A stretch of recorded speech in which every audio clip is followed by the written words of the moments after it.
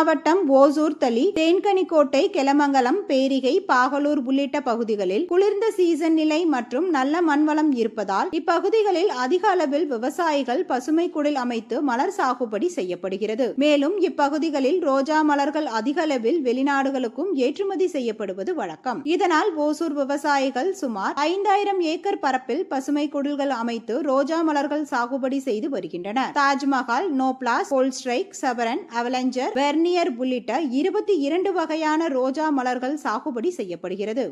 ஆண்டுதோறும் கிறிஸ்துமஸ், புத்தாண்டு கொண்டாட்டத்திற்கு ரோஜா மலர்கள் வெளிநாடுகளுக்கு ஏற்றுமதி செய்யப்படுகிறது. இருந்தாலும் காதலர் தின கொண்டாட்டத்திற்கு மட்டும் அதிக அளவில் ரோஜா மலர் ஏற்றுமதி செய்வது வழக்கம். இதில் தாஜ்மஹால், அவலாஞ்சி ஆகிய பூக்கள் சிங்கப்பூர், மலேசியா மற்றும் ஐக்கிய அரபு நாடுகளுக்கு ரோஜாக்களை விவசாயிகள் அனுப்பி வந்தனர். இந்நிலையில் கடந்த சில ஆண்டுகளுக்கு வெளிநாடுகளில் பல்வேறு ரக மலர்கள் உற்பத்தி செய்வதால் ஓசூரில் உற்பத்தி செய்யும் மலர்களுக்கு மவுசு குறைந்துள்ளது. மேலும் விமான கட்டணம் அதிகரிப்பாலும் ஏற்றுமதி குறைந்தது.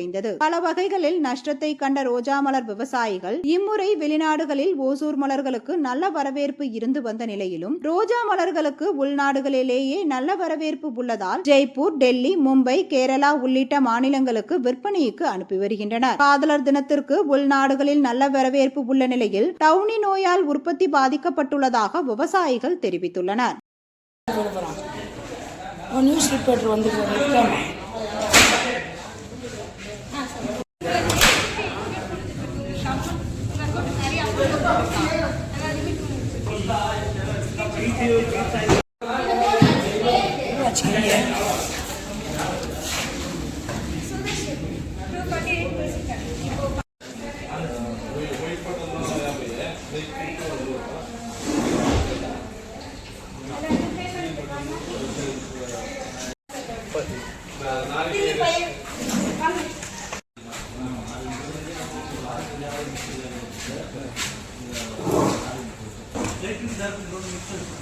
இல்ல லைட் பிங்கே இல்ல லைட் பிங்க் எல்லாம்